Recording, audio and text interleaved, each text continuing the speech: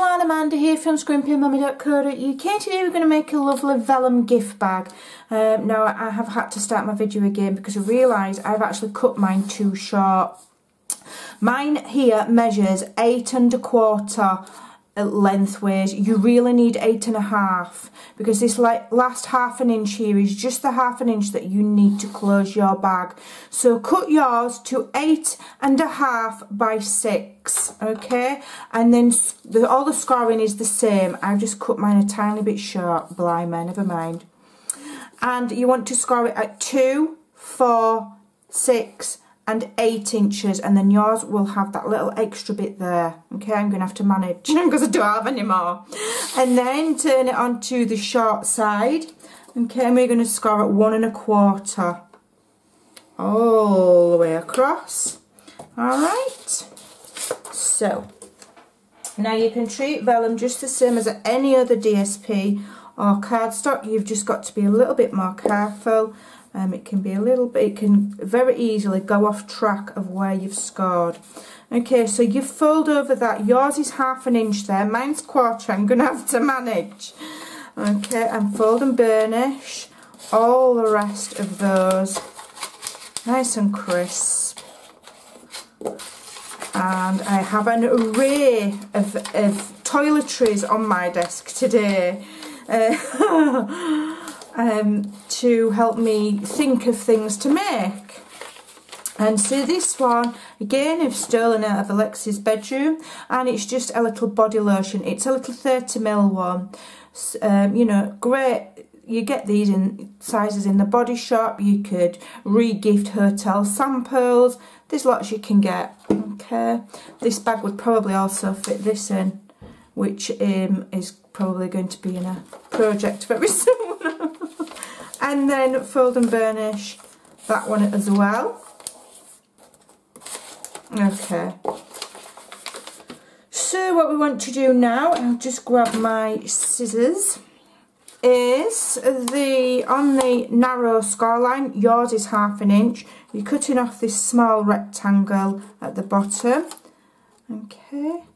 And then very gently notch that section there. Remember, yours is ½ inch, mine's 1/4 because I've cut it wrong. And then we're just going to cut up those score lines to the first score line there, just to create flaps. Super simple. Okay. So this is going to be a bit of a challenge for me now, isn't it? Trying to get my tape to work. And you think what I'll do is I will just fluff it a bit. And I think what I'm going to do is I'm going to add my tape there because I've done my sizes wrong. You add your tape or your adhesive to your ½ inch section there. Okay? I'm having to improvise because I cut mine wrong. Okay. So that will go like so, and then just think before you've done which flaps you want to have the adhesive on. So I'm going to put some adhesive on this flap here. Okay, just about there. Right, so I'm going to take the tape off of here now and construct my bag. So I'm going to just meet them two edges together, like so. Okay, and then I'm just going to have to try and peel my where mine is too blooming small. I'll just peel it back a little bit. Okay, there we go. And then fold that flap in, that one, and then we're going to just attach it with our tape here. And those flaps will just meet. And you're just creating a little square bottom, like so. Shove your bone folder in and press that down. You could put more adhesive on if you want. And another thing you could do to strengthen it is add a small square of cardstock and put it in the bottom. Okay, I'm not going to do that today. So then you want to put your little gift in. So there's my little toiletry.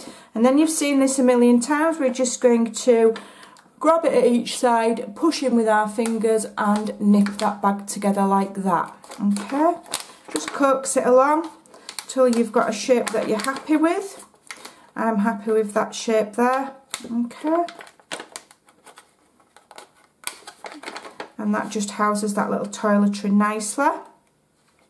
So now I'm going to punch a hole in for some ribbon. Now if you don't have one of these awesome toys, you can use a normal hole punch. It's not a problem.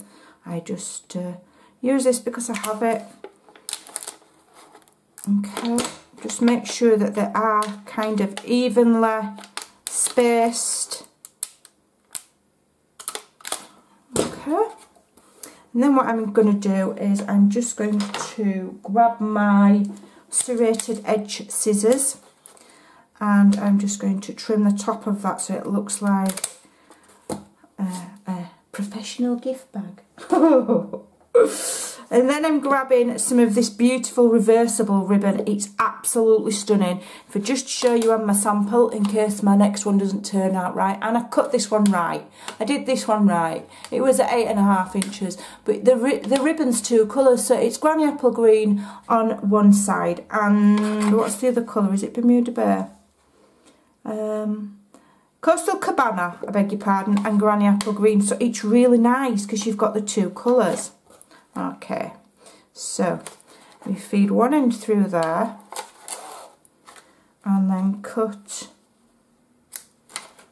some off. And if you are clever enough and you've got the patience, you can tie a bow. I am neither clever nor patient, so I shall be tying a knot. Okay, so pull that tight. Okay, which way around do we want it? I'm going to flip it so I've got the granny apple green side up. Okay, and make sure it's the same all the way around and that your lengths are equal. Okay, pull it tight and then I cross one over there and I go up through the middle like that. And then I just swap over. Okay, and then just try and tie it in such a fashion so I'm going over there, up through the middle and out the other side, so I've got the other side of the ribbon showing so that I'm showcasing both colours. Okay, then just trim them off neatly. Beautiful, this ribbon is absolutely gorgeous. Okay, so that's that way and one the other way. Beautiful, it's absolutely gorgeous. And then if you look carefully at the colours in the paper, we have the light pink and we've got this colour here of these purpley flowers. Now that is fresh fig, okay? And if you look in the catalogue at the DSPs, it always tells you what colours are in them so that you can you know, pair it up with the right colour ink and cardstock. So I've cut here, I've cut two small stitched edge ovals, very, very small ones. And I'm using my Well Said set, which I've shown you before. It's a 51 piece. And I'm using one of the sentiments that says, which one is it I've chosen? Thoughts. You know, you can have birthday, you can have heartfelt, Mother's Day, you can have anything you want. I'm just going to use thoughts today because I thought it was pretty. And so I'm using the fresh fig ink and I've cut one of my circles, one of my ovals in fresh fig paper. Now fresh fig is a beautiful, beautiful colour. It's one of the sets of in colours, not the new ones but the ones previous. Let me just check.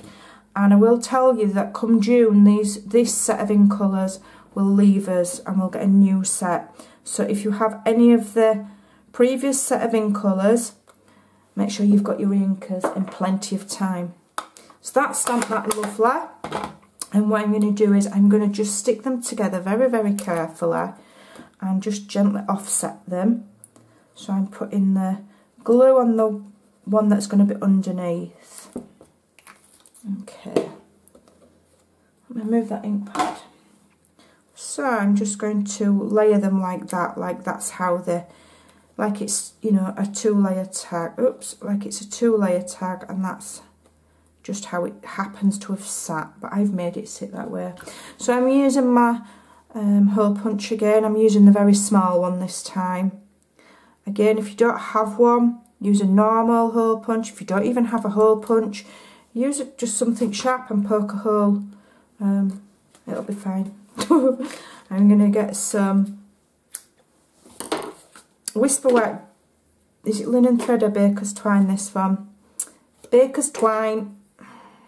I'm going to feed it through there like so. And then, just to save me getting absolutely flummoxed, I'm just going to tie it in a knot so that it doesn't keep moving about. Okay, and then I'm just going to add that to my ribbon at the front here. I'm just literally going to tie it in a knot. Make sure it turns around the way I want it to though. I don't want to, does it? Let's turn my... There we go, we'll go that way then. Just make sure I'm in shot. So I'm just going to tie it in a knot to there, about. So I want it to dangle and I want it to move freely. So tie it in a knot, tie it in another knot. Bit fiddly, but it's worth it when you've done. And then just trim those off with your scissors, like so. Pull it down, and you've got that lovely floaty tag, and that is a really pretty little project. So there's my original one, and there's the new one. So I hope you'll give that a try.